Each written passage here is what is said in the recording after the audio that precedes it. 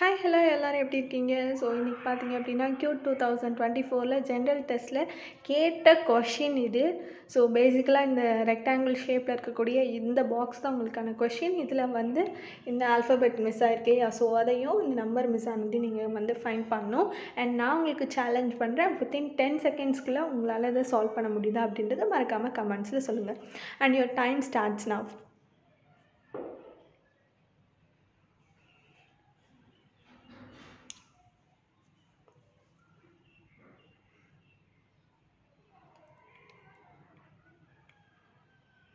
Time up. Okay, I will explain you. So first பார்த்தீங்கன்னா இந்த உள்ளே இருக்க நம்பர் ஃபர்ஸ்ட் ஃபைண்ட் பண்ணுவோம். ஸோ 5 8. ஸோ கிரேட்டஸ்ட் நம்பர்லேருந்து இது மைனஸ் பண்ணிங்கன்னா 3. ஸோ இது மாதிரி இதில் மைனஸ் பண்ணிங்கன்னா 5, இதில் மைனஸ் பண்ணிங்கன்னா 7 11. ஸோ இதெல்லாமே வந்துட்டு பாருங்கள் ஆட் நம்பர்ஸாக இருக்குது. ஸோ நெக்ஸ்ட்டு 13 வருது. அதுக்கப்புறம் வந்து இங்கே 17 அப்சல்யூட்டாக 17 தான் டிஃப்ரென்ஸாக இருக்கணும். ஸோ நான் 44ஓட 17 ஆட் பண்ணினா எனக்கு 61 கிடைக்குது. நெக்ஸ்ட் இதோட 19 ஆட் பண்ணிங்க அப்படின்னா 80 கிடைக்கும். புரியுதுன்னு நினைக்கிறேன்.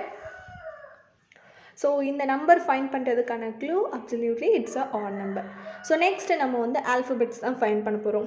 ஸோ ஆல்ஃபபெட்ஸ் பாருங்கள். இப்போ ஏ இருக்கு இல்லையா? ஸோ ஏ ஒரு letter, B and third letter தான் சி அப்படின்னு சொல்லிட்டு வருது. ஸோ நெக்ஸ்ட் இது ரெண்டையும் பாருங்கள்.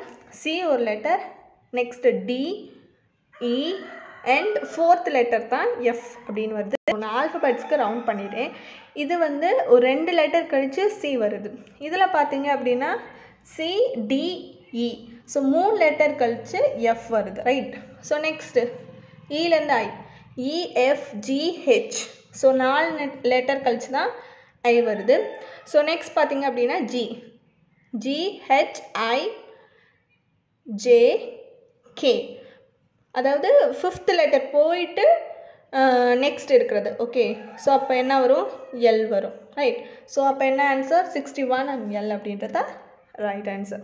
ஸோ ஹோப் திஸ் சேலஞ்ச் வந்து உங்களுக்கு கண்டிப்பாக உங்களோட பிரைனை சோதிக்கிற மாதிரி இருந்திருக்கும்னு நினைக்கிறேன். உங்களுக்கு என்ன மாதிரி சீரீஸ் பிடிச்சிருந்துச்சு அப்படின்னா மறக்காமல் கமெண்ட்ஸில் சொல்லுங்கள். தேங்க்யூ.